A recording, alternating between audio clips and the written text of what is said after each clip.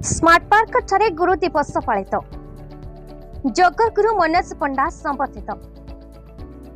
आज सुवर्णपुर जिलार अग्रणी राष्ट्रीय संगठन पतंजलि योग समिति पक्षर स्मार्ट पार्क ठारे महासमारोह गुरु दिवस पालित हो जाइछे।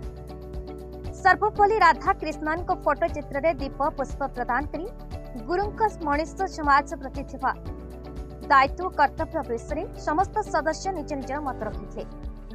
योग प्राणायाम अभ्यास द्वारा एक सुस्थ समाज गठन संभव हेबो बोली मत प्रकाश करी योग द्वारा मनुष्य समाज ये नर्क जंत्रणा मुक्ति मिल पारिबो बोली सभा संयोजक रवींद्र जेना कहिथिले।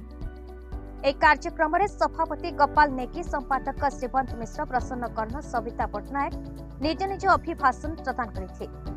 एथिरे योग सह प्रशिक्षक श्रीवंत मिश्र, नित्यानंद समेत योग गुरु मनोज पंडा को योग संगठन पक्षर भव्य संबर्धना ज्ञापन करा।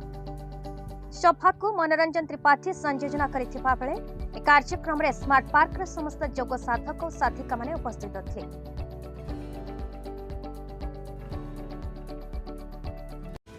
सुवर्णपुर जिलार श्यामसुंदर पंडा रिपोर्ट, भारत न्यूज।